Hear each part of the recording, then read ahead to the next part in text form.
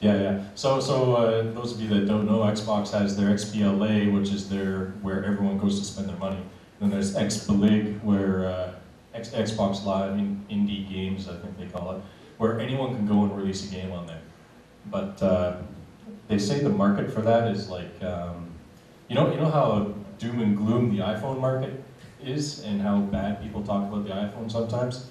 It's exactly the same as the iPhone market, except the audience is only 1% as big. Yeah, it's an itty bitty audience. But we should talk. Maybe the crowd doesn't know about the iPhone audience. It's worth talking about, I think. So I saw some of you guys were working on some iPhone stuff, and I talked to a few of you, and I mentioned the terms of service change, and I got some dead stares. So maybe that's a new piece of information that's helpful. Yeah. So what happened was Adobe, the people who make Flash, which is I believe the Flash player is the most installed piece of software in the history of mankind. It's on 98% of computers in the civilized world, which is a hideous number. I mean, that's more than Windows, I think. It's far more than Windows, right? Because they could be on Mac, they can be on PC, they've got the Flash player for Linux. Anyway, so these guys were coming up with their CS5 product. Flash CS5 was their next product. And it was just released a few months ago, and the big selling feature was they had this thing where you could take your game and hit a button, and it bundles it up into a little package that you can just zip on over to the iPhone, and it'd be a nice playable game. Steve Jobs does not like Flash, and he decided that this was not a good thing for his file. He doesn't allow Flash on the iPhone, and largely most people are pointing out the fact that that will cannibalize his App Store sales and the gains he's made with games on the iPlatforms. So what he did was he made this change to their terms of service, and he said, "Thou shalt not put anything in the App Store that wasn't made with our God-ordained Xcode tools. So if you're not programming in Objective-C, terms of service say that the Apple team can rip your stuff out of the App Store, or not even let it get to the App Store to begin with. So that could have bearing on the Dragonfire stuff you're doing. It's up and down with Unity. I hear back and forth. Martin was just telling me that it affects Unity because they had an iPhone bundler and a bunch of other products. So this is part of my talk tomorrow. You're probably eating into your talk as well, but.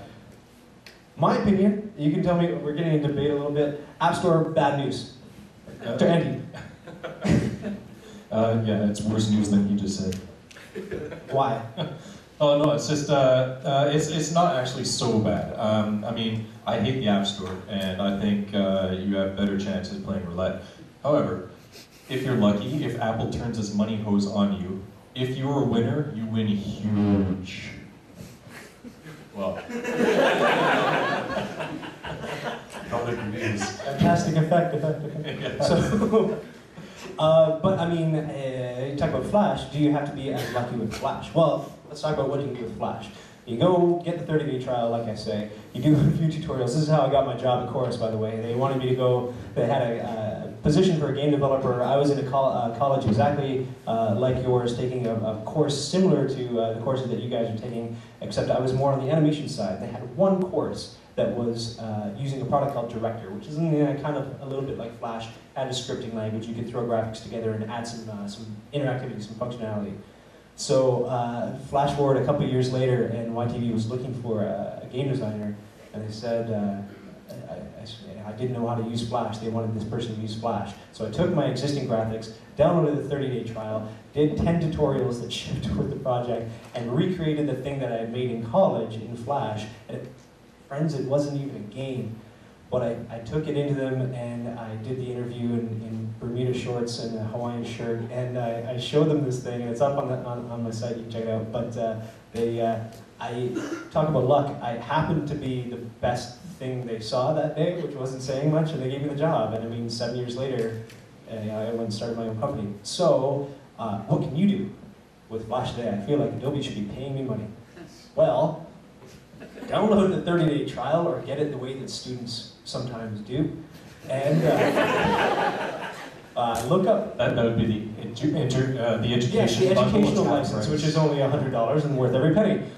So get Flash, however you do it, get Flash, and go make your game. There are scads of resources out there. It's obscene how many there are, and I'll plug my own. They're on my site, and I'll teach you how to use the timeline a little bit and how to code a little bit in AS3. And there are tons of books. Right? Learn. Think of something very, very small that you can make small but interesting. If you stink at drawing, who stinks at drawing? Yeah, like a good chunk of the room. So do not draw. If you stink at drawing, for the love of all that is holy, please do not draw. Go find a friend who knows how to draw. You're at an excellent college with great illustrators. Go get one of those guys to draw, and then split the profits. And what profits are we talking about? Well, what you can do for you today, special one-time offer. You can go build your game, right? Something small. Do a Frogger clone. This is how small I'm talking. Think Atari 2600, which predates a bunch of you, but you can go to Moby Games and look them up, and it's like being an archaeologist. But go look at how these games work. Really, really, really simple. Make sure you've got a title screen in there, a win-lose screen, and just something to shoot or fun to play, a little goal. So what you would call a mini game in some of the games that you want to make. Scrap those or put them aside for now. Make the mini game portion. And you can go to a site called Flash Game License. Did you have any involvement with Flash Game License? I use it exclusively. Oh, fantastic. So tell us all about it. It's awesome. What do you do? So I got my game, I've got my working Swift that I've just compiled from Flash, and then Well, I hesitate to go into big detail because I have a whole slide on Flash Game License that I talk later today. Come see Andy's talk, you'll find out. Anyway, step 4, profit. So you wind up with money. Yes, it gives you money. How much money is it? Well, it all depends. Did you draw the graphics yourself? If yes, no money. If you got the friend to do it at college, then cool, you've got a fighting chance, and it could be enough for a case of beer, and you turn your nose up at that. But I mean that's awesome, and that's better than some of the offers that I hear tell that you're getting from possibly local business owners in New Brunswick. So follow the money and go where the money is. You could get just as much experience, and especially if you're marketing your game to the public and there's actually dollars behind it, you'll see what the public wants to play, what they don't want to play. If you're putting it out to portals, which are websites that assemble big collections of games that are free for the audience to play, a couple of the more well-known ones are Congregate, Newgrounds, Addicting Games, and King.com. If you get your stuff up on those portals, another thing you can do is go to motionmedia.com.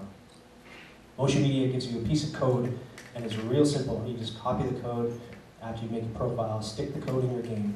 Anywhere your game appears in the World Wide Web, that code hits Motion Media's servers and pulls down an ad for Swiffer. Usually an ad for Swiffer, I don't know why, because the Swiffer buying public is not playing on Congregate. But the Swiffer ad plays before your game, and the advertisers have paid Motion Media money, and they pay you a portion of that money to show that ad. How much money? Is it $5? No. Is it a penny? Can I get it? It's not a penny. Is it less than a penny? Why, yes, surely. It's fractions of pennies. So you have to get a lot of plays going. So one thing you can do is you can opt into their distribution system. Basically, you upload your game to them, they put it in a zip file, and all the other portals go and they grab the game and they put it up on their portal, so your game gets a whole lot more exposure. Now the drawback is you're putting a game out there for free that you think might be worth money, whether you got money or not from it on Flash Game License. But the plus side is that you are seeing real feedback and real data about how many people are playing your game on a daily basis and whether it's significant and whether this is a hit. If it's a hit, put a number 2 on it and add a character and make more money.